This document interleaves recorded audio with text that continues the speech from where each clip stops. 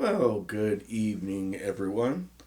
This is the Paranormal Truth Seeker. Here we like to present people with facts and let them determine what they believe based on what facts we do have. Sometimes people believe things and sometimes they don't. I've shared many times with people that um, you can have an experience and try to share it with other people and they laugh at you. Um, I don't give a damn. So that's my biggest line. They can say I'm a liar. I don't care. Doesn't matter to me. Wouldn't be the first time I've proven things wrong to people, and um, they have to maybe change their mind. Or a lot of times people won't change their mind. But an interesting story I want to talk about is Donnie Decker. Well, before we get into Donnie Decker, the Rayman, the Rainmaker, as we'll call him, please like and subscribe. So, um, Donnie, he was arrested. I believe it was in Pennsylvania on a stolen property charge, and he got a couple of years out. He was a kind of an introvert, but he quickly made notoriety, and well, let's just say he was, for the most part, estranged from his family. His parents were, I guess, abusive toward him, and his grandparents too, or one side of the family. And poor kid, he was probably that kid that nobody wanted, but just made do in life. Anyways, Donnie's grandfather died, and he was a stellar prisoner there at the prison, and they gave him permission to be gone for a couple of days, and of course they weren't worried about him, and to let him bury his grandpa, and nobody would take Donnie in.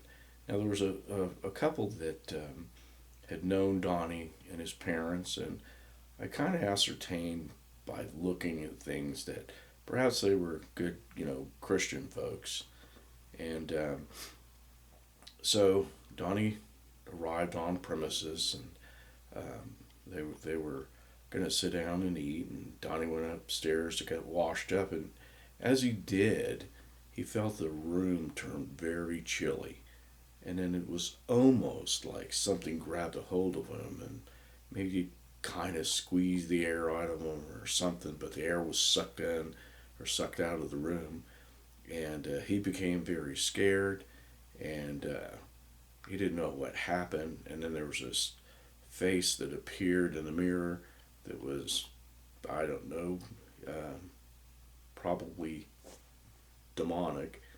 Um, and it was alleged by Donnie that it was his grandfather. Who knows? And his grandfather was wearing a crown, and if he was as evil as Donnie, I guess, wanted people to think, he probably, got a crown in hell for being so evil. Who knows? But whatever happened, he seen the face and it scared him, probably horrified him. Never had those kind of experiences. On his arm, he had three scratches, and I've said this before. A lot of people think it's mocking the Trinity. Well, it's not mocking the Trinity.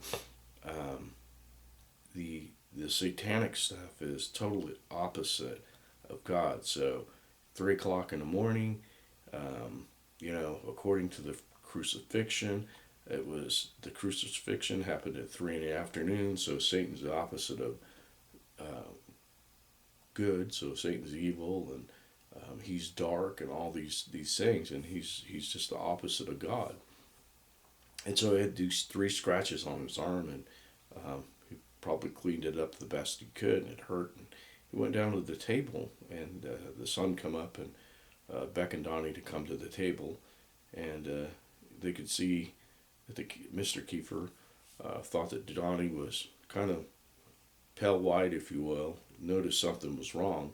But when Donnie reached to grab something, he could see those scratches. And of course, they didn't really want to say much, but maybe they don't know that Donnie has some sort of a problem, and they just want to get past the weekend and help Donnie. And that's why I say these are probably good Christian people. Later on in the story, I'll tell you why I say that.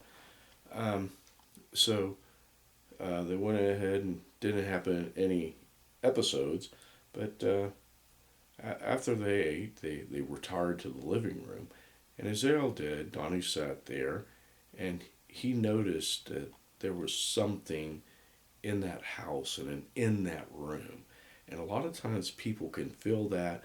Um, I've had that experience where something manifested and everybody felt cold. So this is what that family was going through. And it wasn't just me that felt it was other people as well. And so, people with me is what I want to clarify. So, Donnie began to feel this evil presence, and Mr. Kiefer, um, he looked at the wall and noticed that water was coming down the wall, and he figured, well, this is going to be a quick fix. There must be a pipe that's broke or loose. But what they realized is there was no pipes um, for water within that wall. And so Donnie at that point just kind of held his head down and didn't say much. And probably I'll assume that he felt that it was because of him. And I guess I would too. But, anyways, long story short, um, then it started to rain somewhat in the house. And that was very suspicious. And so, how is it that the roof is leaking and the water's running down the wall? And so they call the landowner, and the landowner comes over with his wife. They see it, and they call the police. And as they got to noticing, the raindrops quit falling from above, and it wasn't water like you'd expect. This was kind of a viscosity to it that was different than water, and now the drops are coming from the ground up, and this is all documented. The police saw it. There were witnesses. Excuse me.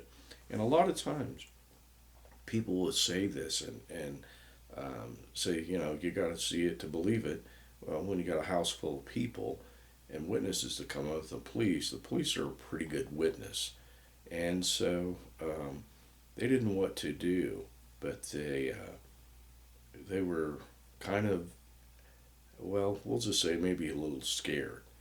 And so the mother, Mrs. Kiefer, got out the Bible and began to read, and it all began to stop and whatever. So Donnie went back to jail, and they didn't really have any incidents after that I remember reading. So Donnie goes back to jail, and when Donnie's in jail, he was able to make it rain in other people's cells, and so I guess that's pretty good leverage if you could do that in jail.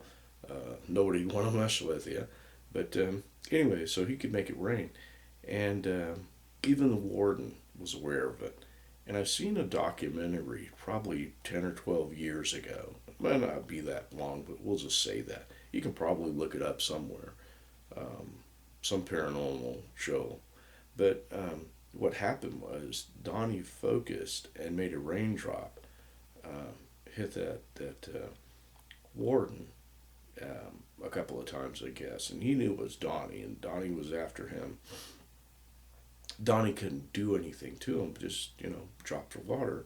And he come to realize, because he was a religious man too, that something's not right here. This is demonic. And what they did was eventually they did an exorcism, let's just say, and cast the demon out. And people were probably amazed. That would be a good testimony in itself. Like I said, I've seen demon possession, and those of you that's seen it or heard about it, there's all kinds of things that can happen. Like I said, I saw a lady one time. She was rocking back and forth about like this, and at an extreme 45-degree angle, stiff as a board. We can't lean that far without busting our tailpipes. And when the pastor cast the demon out, it knocked her front tooth out, and I saw this. The tooth flew about 12 to 15 feet. This was in about 1985, I think.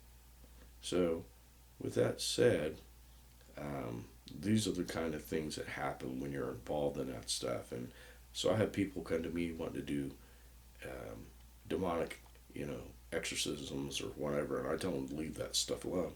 But after that, it didn't happen anymore, and I think Donnie uh, ended up going back to jail. Probably had a hard time on the outside, but I saw an interview with him and the warden, and it's very interesting. So if you get a chance, you might look it up, and you can probably Google the name Donnie Decker. There's a lot of facts about the case that even for those who don't believe in the paranormal, that's one to show them. There's all kinds of things out there that you can show people, but a lot of people aren't going to believe it just because they don't want to believe it. Even though they see it, they experience it, a lot of people will deny it. And so, with that said, that's on them, and I hope that they never get involved in such a case and have something like that happen. I know years ago I was reading a book by Father Malachi Martin, who's passed on now. He was a Jesuit priest, and there were things where I read in one of his books. This was 40 years ago now, but rocks were falling out of the sky, and I've heard other stories where the same things happen, rocks falling out of the sky, and I don't think that that's normal in any case whatsoever. But getting back to it all, I just want to share that story with you. I hope you like it. Please like and subscribe. If you have a story you want me to share, you can send us an email at prosghosthunters@yahoo.com. prosghosthunters@yahoo.com. So this is the paranormal truth seeker, and I'm going to bid you all a good night, and we'll catch you later.